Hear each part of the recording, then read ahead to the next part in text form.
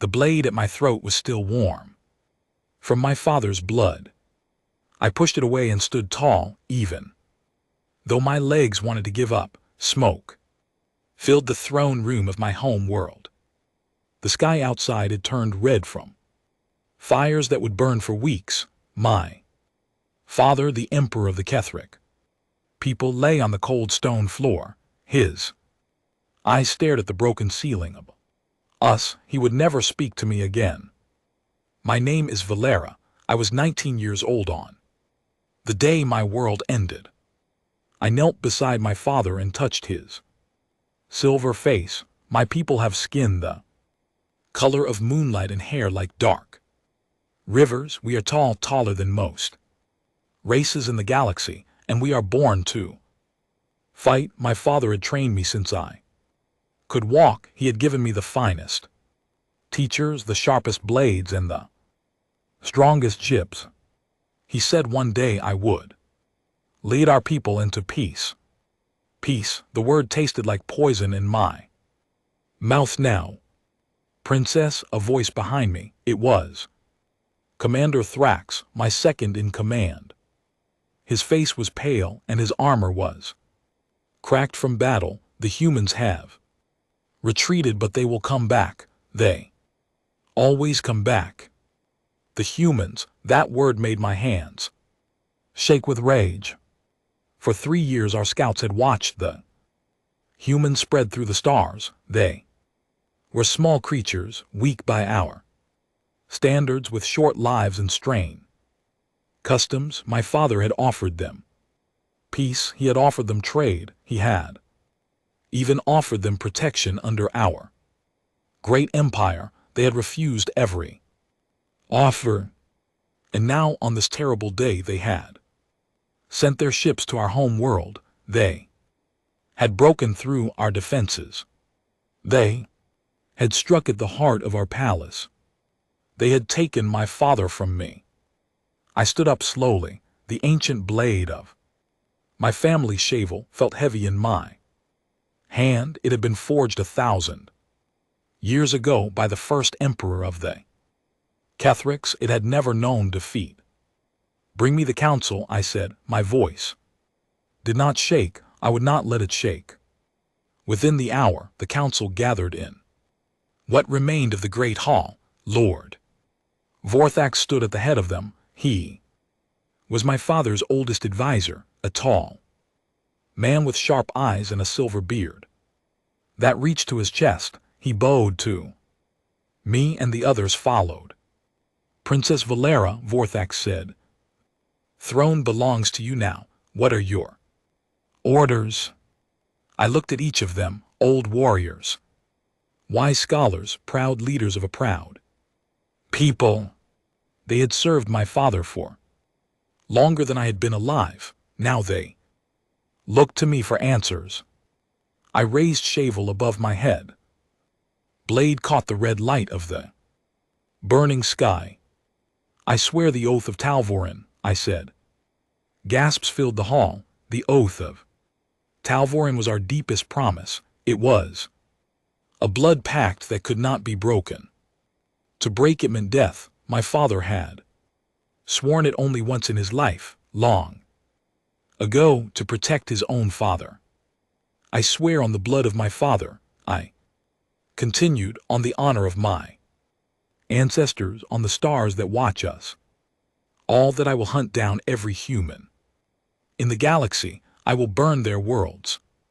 I will end their species. I will not rest until the last of them is gone from the stars forever. The council bowed. Vorthax smiled a thin smile. The fleet is yours, princess. I walked out of the hall with my heart burning like the sky above me. 3 weeks later, I stood on the command deck of my flagship, the Crimson Sovereign. It was the largest warship ever built by my people, a dark mountain of steel and fire that stretched for miles through the empty space. 400 warships followed behind me. My fleet was the greatest force my empire had ever sent to war. Through the great window I watched the Stars slide past us, somewhere ahead in the dark between worlds, the humans waited. Princess, said Nissa beside me, she was my shield sister, the warrior who had trained with me since childhood. Her hair was the color of silver fire, and her eyes were kind even when she carried a blade. The first human colony is within range. It is called Kepler 442. A farming world, mostly civilians. Mostly, I said. Nissa did not answer. She knew me well enough to hear the question in my voice. Civilians build the ships that attack us, I said. Civilians grow the food that feeds their soldiers. Civilians raise the children who will one day become soldiers themselves. There are no innocent humans. Nissa, my father, believed there might be. He was wrong, and it cost him his life. I gave the order. The Crimson Sovereign turned its great guns toward the small blue world below us. The humans on the surface would not even see us before the first strike hit. They would not have time to run. They would not have time to call for help. As the guns powered up, I thought I heard something strange, a faint sound coming through our communication system. I turned to the young officer at the station. What is that sound? I asked. The officer listened. His face grew pale. Princess, it is coming from the human world. They are broadcasting something. It sounds like music. Children singing. I froze. For just a moment the song touched something deep inside me. It reminded me of my mother long ago, before she died. In the First War, she used to sing to me. When I could not sleep, her voice had been soft and warm like a blanket against the cold of the world. I crushed the memory. I crushed the feeling. I was not a child anymore. I was a warrior, and I had made an oath. Fire, I said. The great guns of the Crimson Sovereign opened up. The small blue world below us flashed white, then orange, then red. The song stopped. My officers cheered. Nissa did not cheer, neither did I. I walked to my private chambers without a word. I closed the door behind me. I stood alone in the dim light, and I pressed my hands against the cold metal wall. I had done what I swore to do. The first human world had fallen. There would be many more. I should have felt victory. I should have felt justice. Instead, I felt nothing at all. No, that was a lie. I felt my mother's song somewhere inside my chest, and I hated myself for feeling it. I walked to the mirror in the corner of the room. The woman who looked back at me was tall and strong. Her silver skin glowed faintly in the dim light. Her eyes were cold and hard. Her hair fell around her shoulders like dark water. She looked like a warrior. She looked like a princess. She looked like a killer. They took everything from me, I whispered to the woman in the mirror. They deserve this, all of them, every last one. The woman in the mirror did not answer. She only stared back with eyes that looked more tired than they had looked that morning. A soft chime sounded at my door. It was Thrax. Princess, he said, we have received word from our scouts. The humans are gathering their fleet at a system called Helios Reach. It is their largest shipyard. They are preparing to defend it with everything they have. I turned from the mirror. I picked up my ancestral blade. I strapped it to my side. Then that is where we will go next, I said, and that is where we will end them. Thrax bowed and left. I stood alone in the quiet room, and I looked once more at the woman in the mirror. She did not look like peace. She did not Looked like anything my father would have wanted. But my father was dead, and the time for peace had died with him. I left my chambers and walked back to the command deck. My fleet turned toward Helios Reach, and the stars slid past us like tears falling into the dark. I did not know then that I was sailing toward the man who would chain everything. I did not know that my oath would crack like glass in the months ahead. I did not know that the enemy I hated most was not human at all, but someone who walked among my own people, wearing the face of a friend. All I knew was rage and the long road ahead and the cold weight of Shavel against my hip. The stars did not warn me. The stars never do. The first human ship exploded in silence. I watched it happen from my command throne, my hands gripping the armrests, until my knuckles turned pale. The great battle for Helios Reach had begun only minutes ago, and already the void between the stars was filled with fire and broken steel. My fleet moved like a great storm through the human defenses. 400 warships, each one armed with weapons that could crack planets. The humans had perhaps 150 ships to face us. The numbers did not favor them. The technology did not favor them. The tactics did not favor them. And yet they would not run. Princess, Thrax said from his station. The humans are holding their line. They are not retreating. Then we will push harder, I said. I gave the order for a full frontal assault. My tactical officers looked uncertain. Thrax himself suggested a careful encirclement, a slow tightening of our forces around the human fleet. It was the wise choice. It was the careful choice. I wanted them to see me coming. I wanted them to know fear before they knew death. Forward, I said. All ships forward. Full power. The Crimson Sovereign surged ahead, and the rest of the fleet followed. We struck the human line like a hammer, striking glass. Ships shattered. Explosions bloomed in the dark like terrible flowers. For the first few minutes, it seemed the battle would be over quickly. Then the humans did something I had never seen before.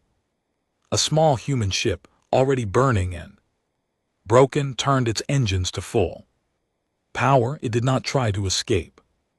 Instead, it aimed itself directly at one of my largest cruisers, the Valorous.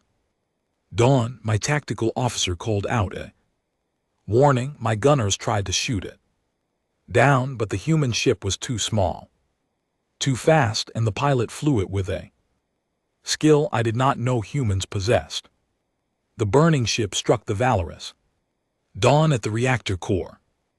The explosion was beautiful and terrible. 1,200 of my warriors were gone. In a single breath, the Valorous Dawn broke into 3 pieces and drifted into the dark. I stared at the screens, unable to speak. No warrior of any sane race would do such a thing, to throw away his own life and his ship and his crew just to take a single enemy vessel with him. It was madness. It was waste. It was brilliant. Another one, Nissa said quietly. Princess, another human ship is doing the same thing. And another and another. The humans were using their dying ships as weapons. Any vessel too damaged to fight became a guided missile aimed at our largest targets. My fleet was armored against enemy fire, but not against this. We had never needed to be. The battle turned in minutes. What should have been an easy victory became a desperate fight for survival. I watched a human medical ship, of all things, do something that my war colleges would have called impossible. The ship had no weapons. It was protected by galactic law from being a target.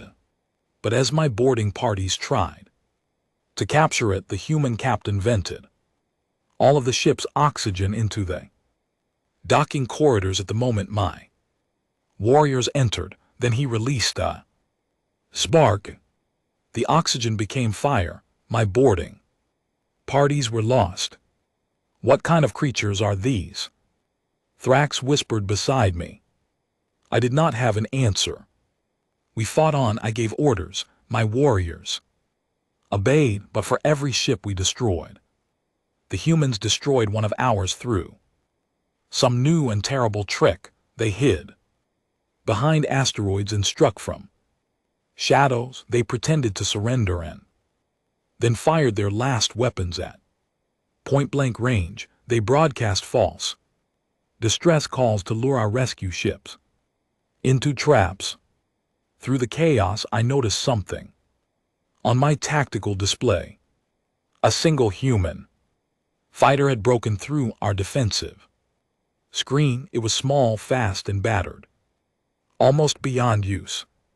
The call sign of the pilot flashed on my screen in our translated text. Reaper Actual, the designation Valkyrie. 9. The human fighter should have been destroyed 10 times over. My ace interceptors surrounded it, 12 of the finest pilots in my fleet. And GT snorts. And GT, flying ships far more advanced than the human craft. The human pilot shot down 3 of them in less than a minute. I sat forward on my throne. My eyes did not leave the display. I had never seen anyone fly like this. The human pilot moved through my interceptors like water moving around stones. He did not fight by the rules my instructors had taught me. He did not fight by any rules at all. He simply flew and turned and fired and lived. He is heading directly for us, Nissa said. For the Crimson Sovereign? I asked. Yes, Princess, straight for our hangar bay. I stood up. I should have laughed. One human fighter alone against the largest warship ever built by my people. It was suicide. It was nothing. It was a bug flying at a mountain. But somehow I knew he would reach us. Close the hangar shields, I ordered. The shields are already closing, Princess, but the ship is moving at maximum speed. It will not stop in time. I watched on the display as the small human ship flew directly into the closing hangar of my flagship. The impact shook the entire vessel. Alarms began to sound throughout the ship. Damage reports flooded in. Hangar Bay 3 is burning, Thrax said. Security teams are responding. Princess, the pilot survived the crash. He is out of his ship. He is armed. He is fighting through our security. A single man on my ship with thousands of my warriors aboard. Impossible, I said. Reports say he is moving toward the command deck, Thrax continued. We have lost 6 guards already. He is heading this way, Princess. I drew Shaval from its sheath. The ancient blade hummed softly in my hand. Thrax, take command of the battle. Nissa, hold the deck. Princess, you cannot go yourself. Send warriors. Send a full squad. Send 2 squads. No, I said, this one is mine. I walked off the command deck and into the long hallways of my flagship. My boots rang on the metal floor. My heart beat fast, but not with fear, with something else. Something I did not have a name for yet. I found the human on the 3rd deck in a long corridor near the weapons storage. 6 of my elite guards lay on the floor. Around him he was wounded. Blood ran from a cut above his eye. One of his arms hung strangely at his side. He held A short blade in his good hand, a blade he must have taken from one of my guards. He was small by our standards, a full head shorter than me. His hair was dark, cut short. His eyes were the color of storm clouds. His face was marked with lines of pain and anger, but also with something else, something that almost looked like amusement. When he saw me, he smiled. "Took you long enough, princess," he said. I stopped in the middle of the corridor. Shovel felt warm in my hand. I had expected many things from this human. Begging, cursing, threats. I had not expected him to smile. "You have fought well," I said. "I will give you a warrior's death." "That is kind of you," he said. "Shall we begin?" He raised his blade. I raised mine, and we fought. I had trained with the finest teachers in the galaxy. I had fought in 3 wars before my 19th year. I had never lost a duel in my life. I was faster than any human, stronger than any human, better trained than any human. And yet this man matched me. He fought like no one I had ever faced. His style was not clean or proper. He mixed 3 different fighting forms and broke the rules of all of them. He struck from strange angles. He used the walls and the floor as weapons. When I disarmed him once, he simply grabbed a broken piece of metal from the floor and kept fighting. We moved through 4 decks of my ship. As we fought, I struck. He blocked. He struck. I dodged. Sparks flew where our blades met.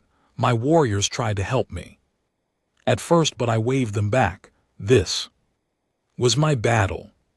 He was wounded. He was bleeding. He was exhausted. He should have been dead. But he kept fighting, and he kept smiling that strange smile. We ended in the observation dome at the top of the ship. The great window showed the battle raging in space around us. Ships burned, lights flashed, the stars wheeled slowly as my flagship turned. I caught him off balance at last. I swept his leg. He fell. I put my blade to his throat. He did not beg. He did not close his eyes. "Do it," he whispered, "but answer me one thing first." I waited. "Why did your people attack our refugee convoys at Procyon?" The question struck me harder than any of his blows. Refugee convoys, Procyon was a far distant system I had heard of. No such attack. My people did not attack refugees. That was a sacred rule of our warfare. My father had written it into our military code himself. My confusion must have shown on my face, because the human's eyes changed. The anger in them softened. He looked at me for a long moment. "You do not know," he said quietly. "By my stars, you do not know." A great shaking ran through the ship. New alarms sounded. A hidden human fleet had arrived. My battle was turning worse. I had a choice: kill this man and lose more ships while I stood in this room, or take him with me and save my fleet. I should have killed him. My oath demanded it. Instead, I struck him with the heavy end of Shovel. He fell unconscious at my feet. "Guards," I called, "take this prisoner to the brig. Keep him alive. I want him questioned later." Questioned, that was the word I told myself. The truth was something different, something I could not yet face. I returned to the command deck. I ordered a fighting retreat. We lost 70 ships before we escaped the system. My fleet limped back to neutral space, broken and shamed. And in the brig below, a human man slept, while the questions he had asked me grew louder and louder in my mind. Procyon refugee convoys. My people had broken their own sacred rules, or someone had wanted the humans to believe we had. The human had a name, Marcus Kane. I learned it on the third day after the battle when I finally went down to the brig to see him. My ship was limping toward a hidden rally point far from any world. My fleet had lost more than my pride could bear. The council back home was sending messages, demanding answers. I had not replied to any of them yet. I told myself I went to the brig because I needed information. That was what I told Nissa. That was what I told Thrax. That was what I told myself. The brig was quiet. Only one cell was occupied. Marcus Kane sat on the simple bench inside it, his back against the wall. He looked better than he had in the corridor. My medical team had treated his wounds, bandaged his arm, cleaned his face. He was still bruised, but he was alive. He looked up when I entered. He did not stand, he did not bow, he simply watched me with those storm cloud eyes. "Princess," he said, "I was wondering when you would come." "Captain Kane," I said. "You have my file then." "I have your file, 28 years old, 17. Battle decorations, one of the finest pilots in your human fleet, a younger sister, parents still living on Earth." His face changed when I mentioned sister. A shadow crossed it. "My sister is not on Earth," he said quietly. "My sister was on one of the refugee convoys at Procyon." I stood very still. The cell was small. The air between us felt heavy. "Tell me about Procyon," I said. "Why should I?" "Because I do not know what happened there, and I want to know." He studied my face for a long time. "I do not know what he saw, but at last he nodded and he began to speak. 6 months ago," he said, "a colony on Procyon 4 came under attack. Pirates at first we thought they burned the farms, they destroyed the main city. People who survived, about 40,000 of them, were loaded onto 5 large transport ships. Those ships were told to fly to a safer colony on the edge of our territory." He paused. I waited. The transports never arrived. Halfway through the journey, they were attacked. Not by pirates, by warships, big ones. Cathrix's warships. The transports had no weapons. They had no escort strong enough to resist. They were destroyed in minutes. 40,000 civilians, old people, children, my sister who was a teacher, traveling with her students, all of them gone. His voice did not shake, but his eyes did. "That is what started this war, Princess, not our refusal of your annexation offer, not any insult we offered your people, the attack on Procyon, your ships on our refugees. That is why we fight." I sat down slowly on the bench outside his cell. My legs did not want to hold me anymore. "Marcus," I said. His name felt strain in my mouth. "My people do not attack refugees. It is written in our deepest law. My father himself wrote that law. I know what was done, Princess. We have the records, we have the survivors. 6 people lived through the attack, pulled from the wreckage. They all say the same thing. Cathrix's warships, Cathrix's markings, Cathrix's weapons. Then someone has broken our law. Someone I must find." He looked at me differently then.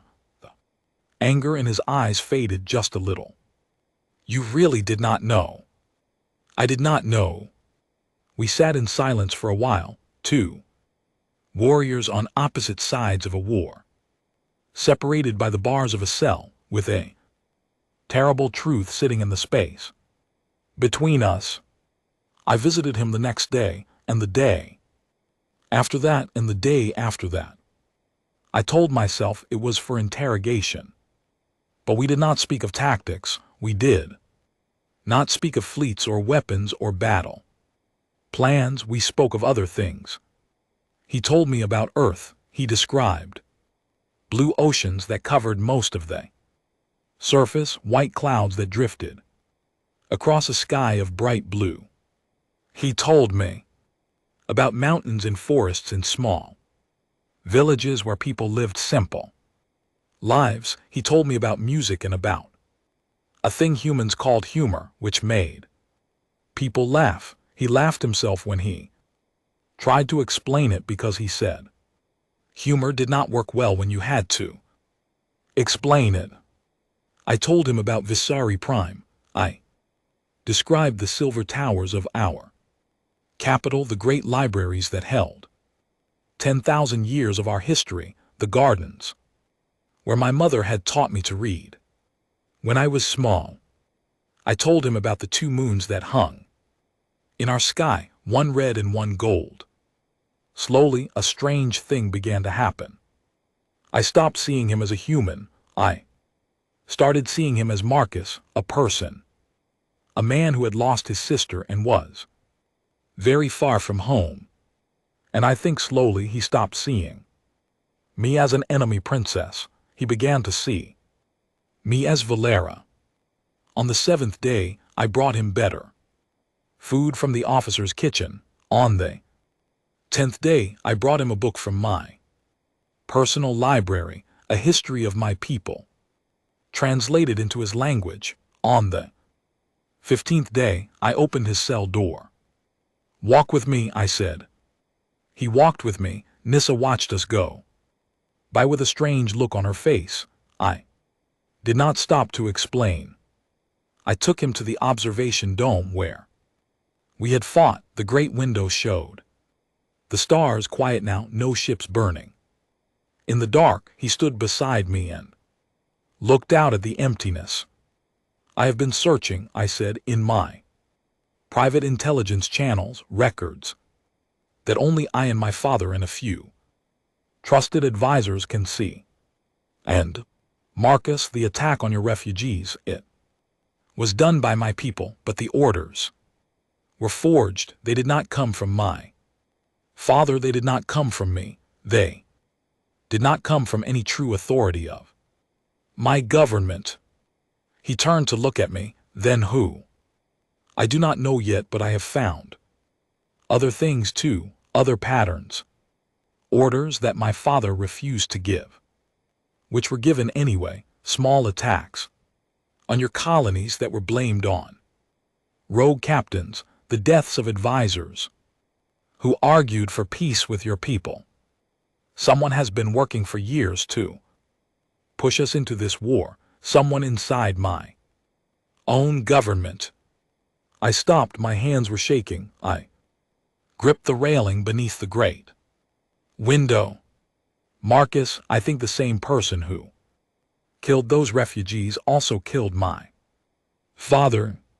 I think the attack on my home world, the attack that started this whole war, was not done by your people at all. I think it was done by one of mine, who then blamed you for it." He was silent for a long time. "Who?" he finally asked. "I cannot prove it yet, but I have my suspicions. There is a man, my father's oldest advisor, Lord Vorthak. He opposed my father's peace efforts for many years. He has grown powerful since my father's death. Every change in policy since my father died has served his interests. Every new war order has come from his desk. And this Vorthak would do all this: kill your own emperor, start a war that has killed millions. I do not want to believe it, but the pieces fit too well." I turned away from the window. I could not look at the stars anymore.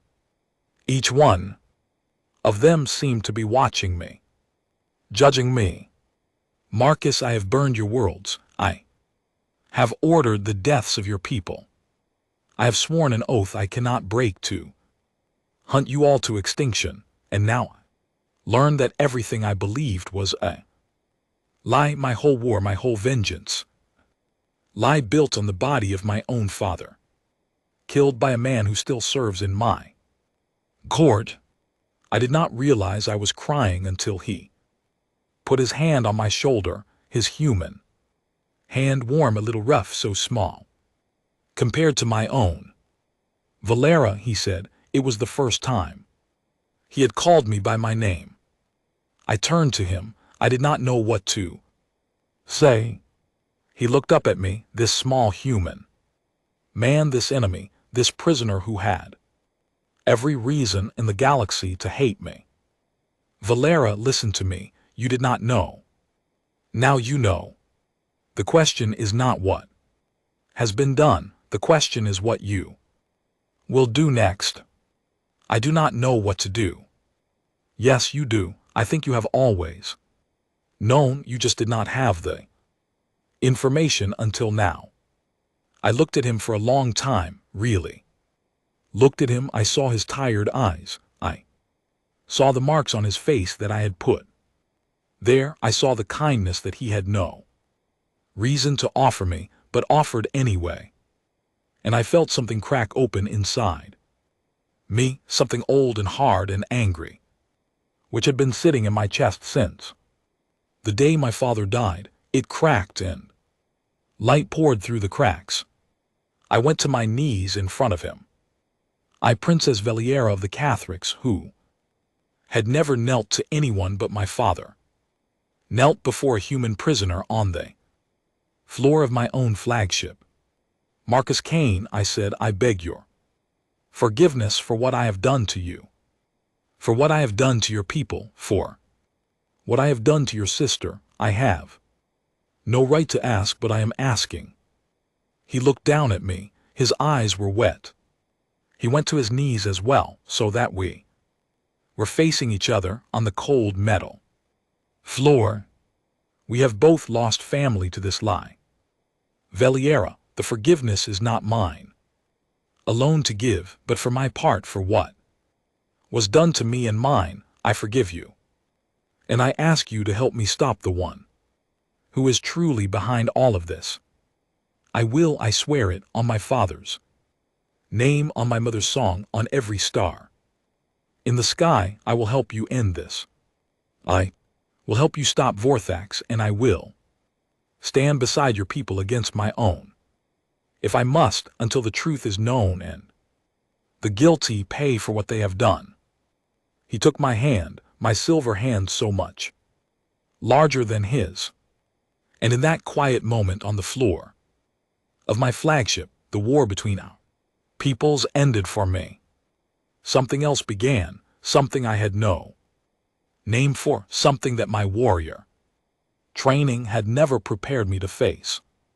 I did not know what to call it yet, but I knew with a certainty deeper than any oath I had ever sworn that I would never again raise my blade against Marcus Kane, or against his people, or against anyone who fought for the truth. The stars outside the window wheeled slowly on. My fleet drifted in its hidden place, waiting for orders that I had not yet given.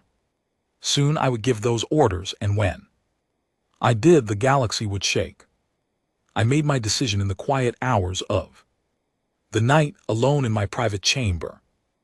I could not return to the capital, not yet. Vorthax would kill me the moment my ship translated into the home system. He would have his agents waiting. He would have his stories ready. I would die a traitor's death, and my crew would die with me, and Marcus would die, and the war would go on until humanity was no more.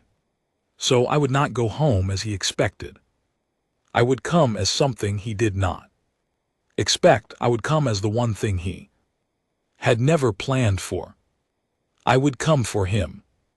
I called Thrax and Nissa to my private chamber. I asked Marcus to join us as well. The three of them stood around the small table in the center of the room, and I laid out what I knew.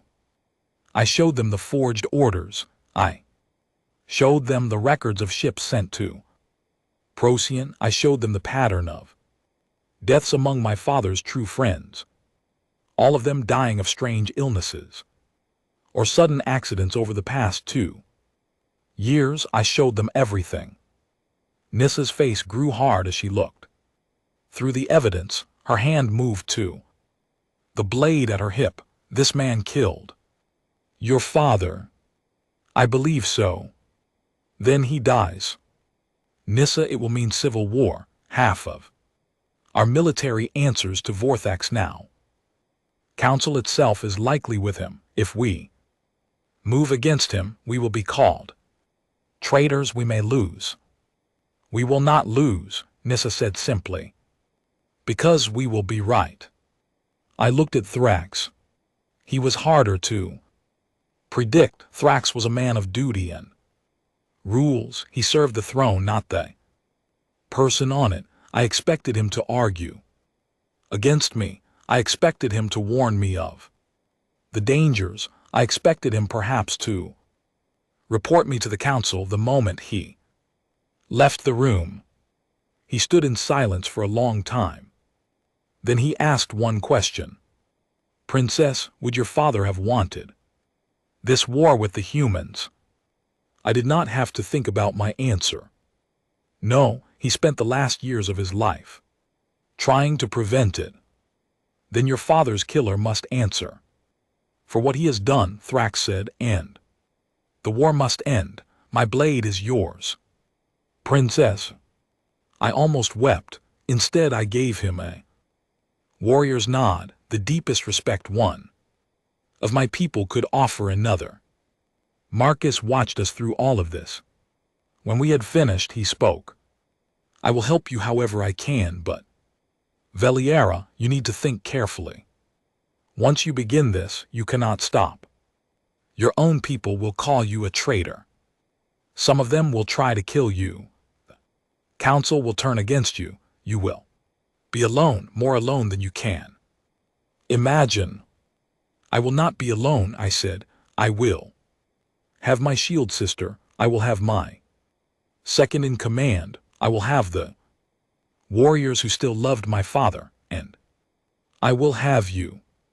You will have me for whatever that is worth. It is worth everything, Marcus. We prepared for 3 days. I sent secret messages to the old captains of the fleet, the ones who had served under my father for decades. Most of them agreed to meet with me. Some of them pledged their ships to my cause.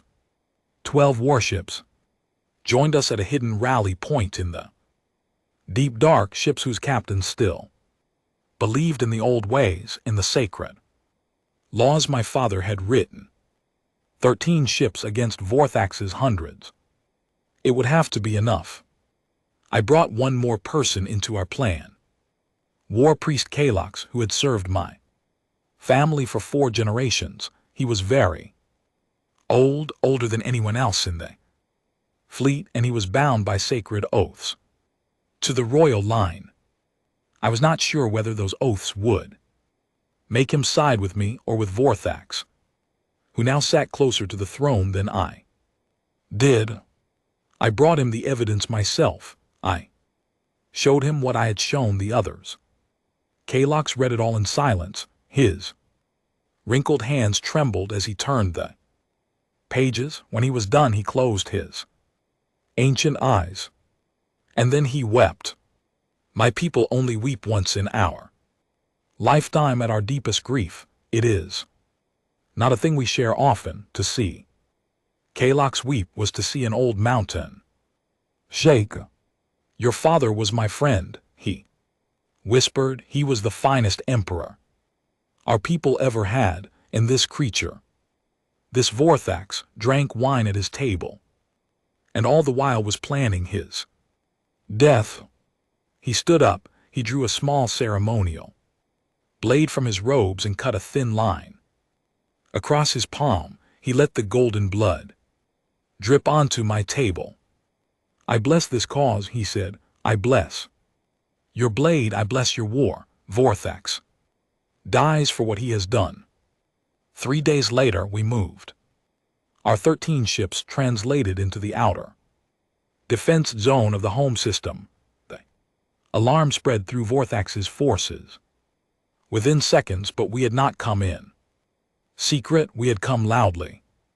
On every channel, on every frequency, I broadcast the truth. My voice, for the first time since my father's death, went out to all my people.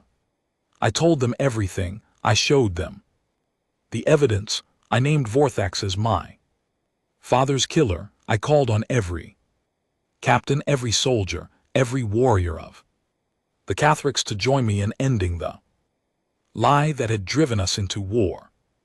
The response was not what Vortex expected. Half of his fleet hesitated. Third of them turned their ships toward ours. Only a portion stayed loyal to him, but that portion was still larger than our own force, and Vortex struck fast.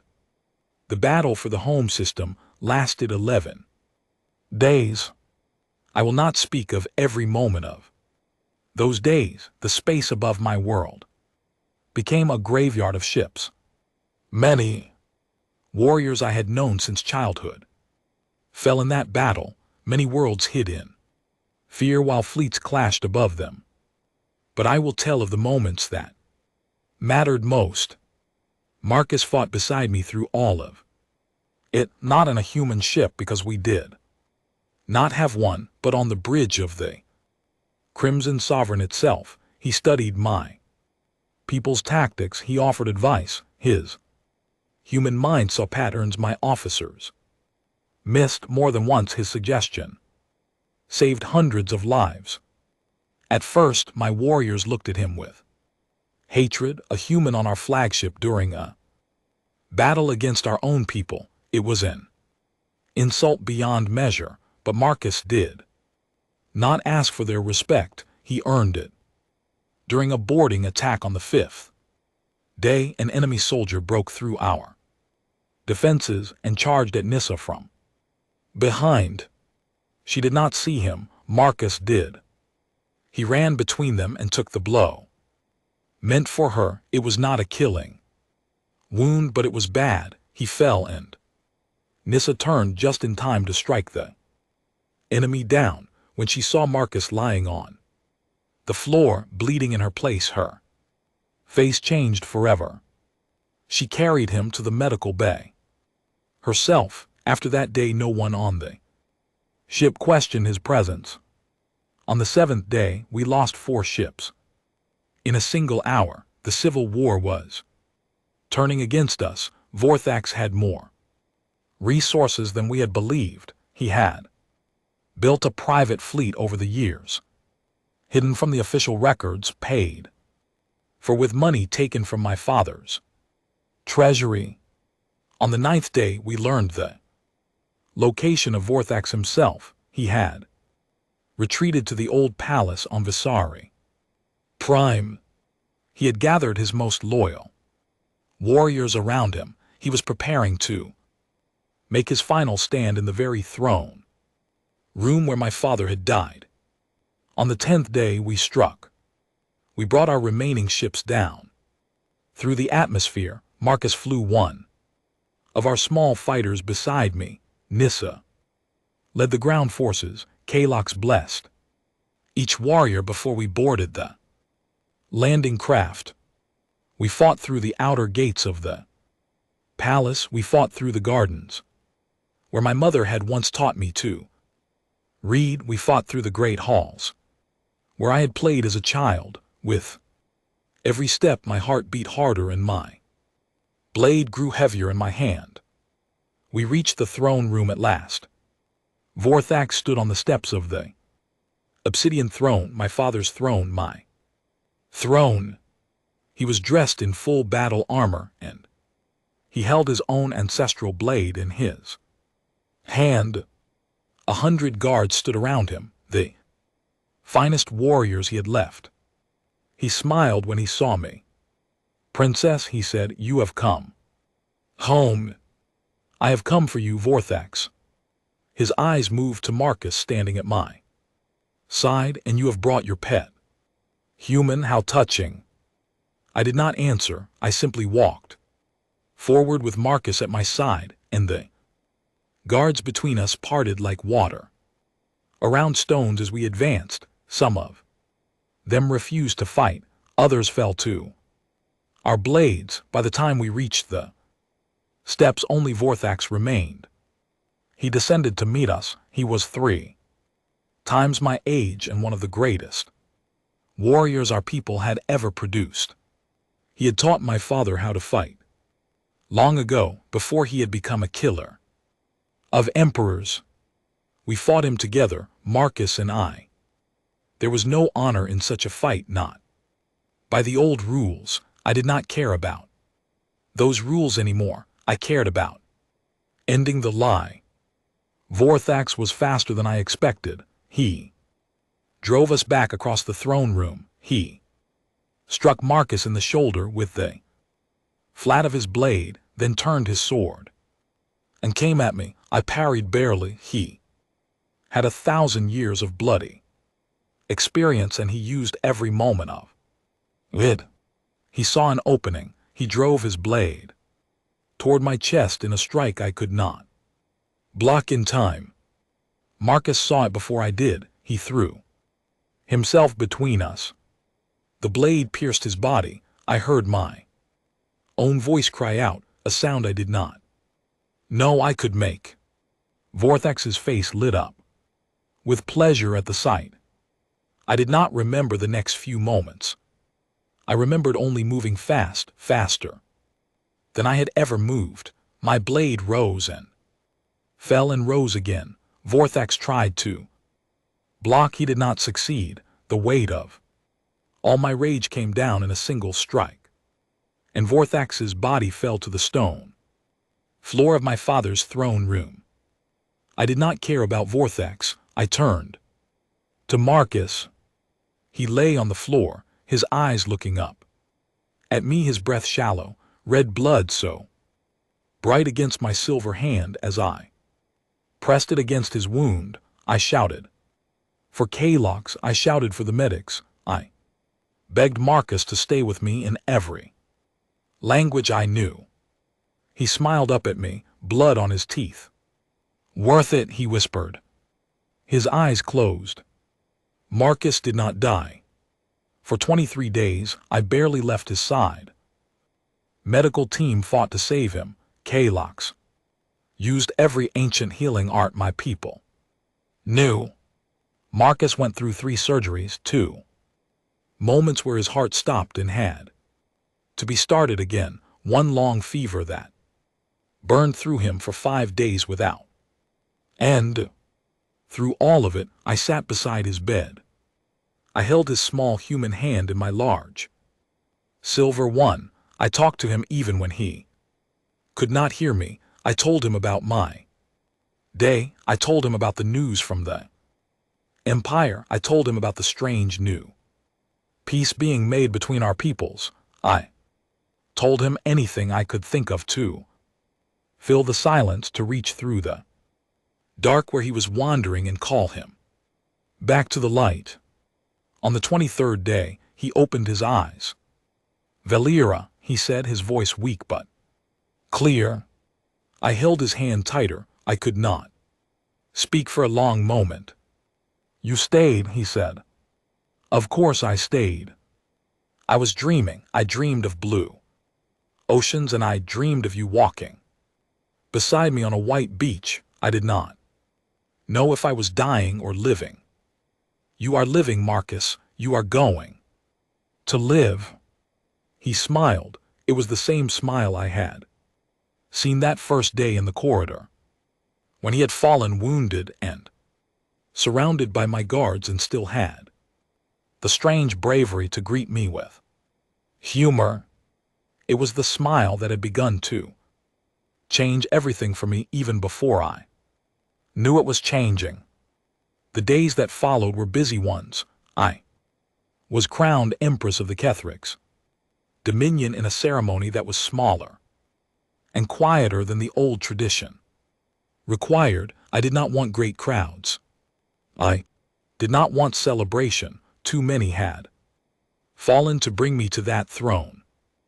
I wore the crown of my father as I had seen him wear it, and I took the oaths of office in the quiet of the rebuilt throne room where the stains of Vorthax's end had been scrubbed from the stone. My first act as empress was to end the war.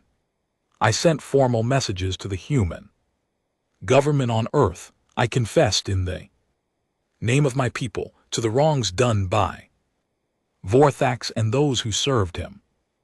I offered full reparations for the attacks on human worlds. I offered the return of all prisoners. I offered trade agreements, diplomatic relations, and a full and lasting peace. Humanity was suspicious. They had good reason to be. For many weeks the talks went nowhere. Human leaders demanded proof. They demanded justice. They demanded guarantees. Marcus from his hospital bed made a recording and sent it to his own government. He told them what he had seen. He told them what Vorthax had done. He told them that he trusted the new Empress of the Catholics with his own life and that humanity could trust her too. His voice carried weight. He was a decorated officer, respected across human space. The talks began to move. A year after the Civil War ended, the Treaty of the Silver Oak was signed in orbit above a neutral world. I signed it in my own hand. The human leader signed it in his. Our peoples were at peace for the first time in 3 years. Marcus was at my side throughout the signing. He walked with a slight limp, now which he would always have, the only lasting mark of Vorthax's blade. He wore his human dress uniform, the blue and gold of his people's fleet. He looked very small standing beside my tall silver frame, but he stood proud, and he did not seem small to me at all. After the treaty, he did not return to Earth. He came home with me instead. The court was shocked. My advisors were shocked. My own family, those who remained, were shocked. A human living in the imperial palace, a human walking beside the empress, a human who would be my companion for the years to come. I did not care about their shock. I had lost too much and fought too hard to care what anyone thought. We built something new, Marcus and I. Not all at once, slowly over months and then years. We built an understanding between our peoples. We opened trade routes. We started exchange programs where young humans came to study on our worlds and young Catholics went to study on Earth. We built a joint fleet with human and Catholics warriors serving side by side to defend both empires from any new threat. There were problems, of course there were problems. Old hatreds do not die in a day. Some of my people still whispered about my choice to let a human into my life. Some humans still did not trust me. There were incidents, there were arguments, there were a few small, violent events in the early years that we had to put down quickly. But overall, slowly, surely, peace became real. It became the new way of things. 5 years after the end of the war, on a quiet evening in the rebuilt palace at Visari Prime, Marcus and I stood on the high balcony that looked out over the Silver City. The red moon and the gold moon hung in the sky. The air smelled of the night flowers my mother had once planted in the gardens far below. I had never asked him the question that had been sitting in my heart all these years. I was afraid to ask it. I do not know what I was afraid of, but on that night with the 2 moons above us, I finally asked. Marcus, why did you do it? He turned to me. Which part? All of it. Why did you forgive me? Why? Did you help me? Why did you step in front of Vorthax's blade for me after everything my people did to yours, after everything I myself did to you? Why? He was quiet for a long time. He looked out over the silver city. The lights of 1,000 homes twinkled in the valley. Below, humans and Kethrix living side by side in the new districts we had built together. Because somewhere along the way, he said finally, I realized you were just a person who had been lied to by someone she trusted, a person who, when she learned the truth, did the hardest thing anyone could do. She turned against her own people to stop the wrong that had been done. She risked everything, her throne, her life, her honor, to make things right. He turned to face me. That is not an enemy, Valera. That is the best kind of friend a person could have, the kind who does the right thing, even when it costs her everything. That is the kind of person I want in my life. That is the kind of person I want at my side. He paused, he took a breath, he looked very small and very brave standing there on the balcony. And maybe more than at your side, if you will have me. I did not answer with words. I bent down, and I took his face in my hands, and I kissed him under the red moon and the gold moon. My second heart beat so hard in my chest that I thought it would burst right out of me. His small, warm hands came up to my face, and his storm cloud eyes closed, and we stood there together for a long time. When I pulled back, he was smiling. So was I. It was the first real smile I had worn since the day my father died. Many years have passed since that night. I am older now by the measure of my people. My silver hair has streaks of white in it like the first snow falling on dark water. My hands are not as quick as they once were, but my mind is still sharp, and my second heart still beats, and my empire is still at peace. Marcus grew old beside me, his human years catching him faster than my Kethrix ones, but he lived every day of them as my partner and my equal. He walked through the great halls of the palace with his slight limp and his quick smile. He sat at my side in the council. He advised me in matters of state. He played with our children in the gardens. He grew a garden of his own, full of plants from earth, which he tended with his own hands long after his hair had turned gray. Our children. Yes, that was the greatest surprise of all.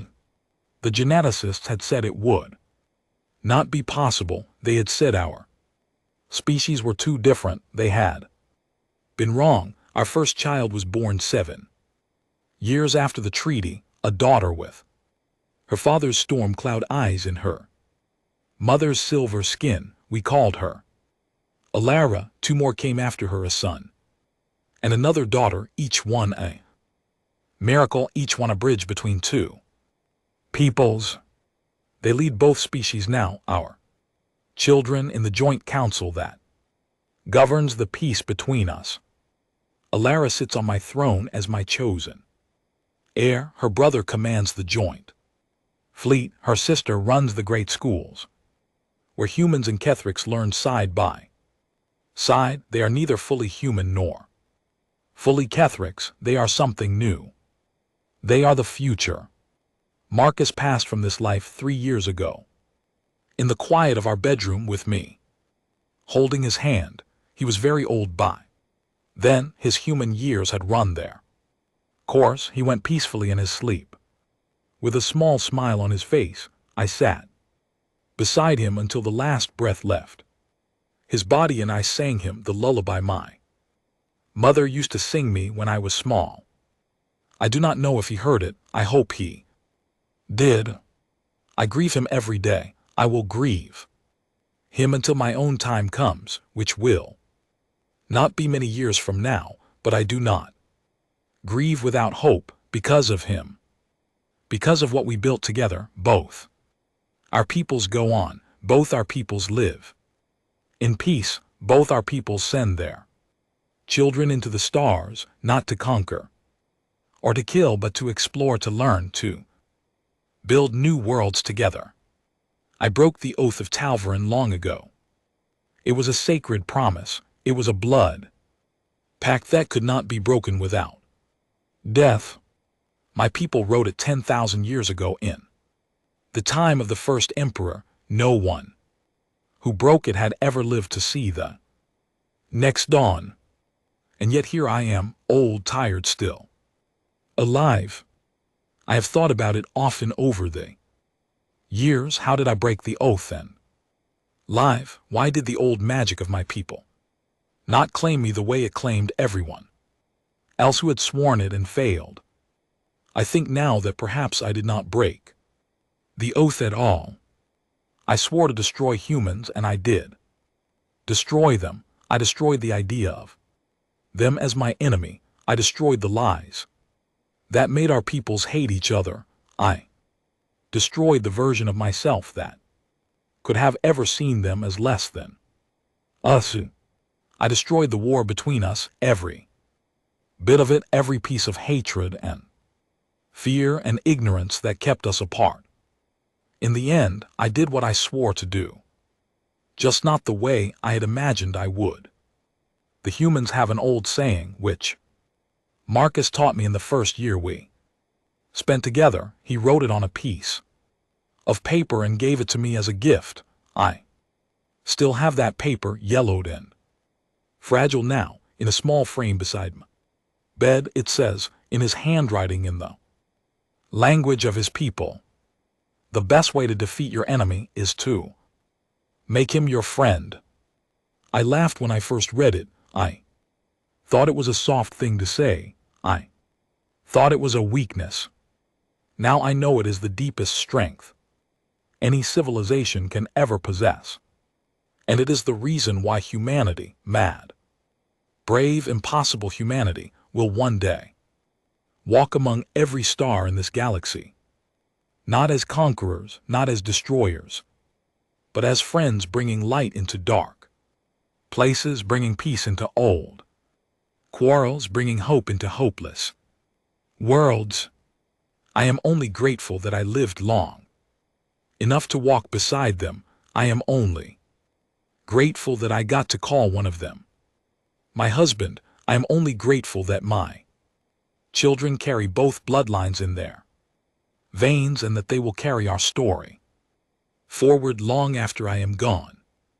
Stars outside my window are turning now, as they have turned every night of my long life. Somewhere out there, a young Kethric's captain is working together with a human navigator to chart a new world.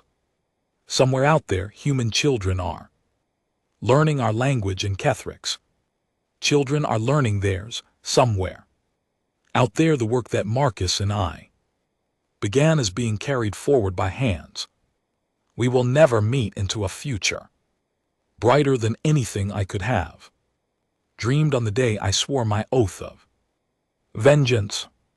I set my pen down now. My memoir is done. This is the last thing I will write in this life. If any future reader finds these words, let them know this one truth, the deepest truth I learned in all my long years. Hatred is easy. Any fool can hate. Any frightened child can swear an oath of vengeance. Love is hard. Forgiveness is harder. Choosing to see the truth when a lie would be much easier is the hardest thing of all. But it is the only thing worth doing. And if a silver princess from a proud old empire who once swore to destroy species can come to love one of them and be loved in return, and build a peace that has now lasted longer than the war that came before it, then there is no Quarrel in the galaxy that cannot be. Ended, there is no enemy who cannot. Become a friend, there is no dark that cannot be turned into light. Marcus, my love, I will see you soon. Save a place for me beside you, I am coming home. The stars are waiting. And so at last am I.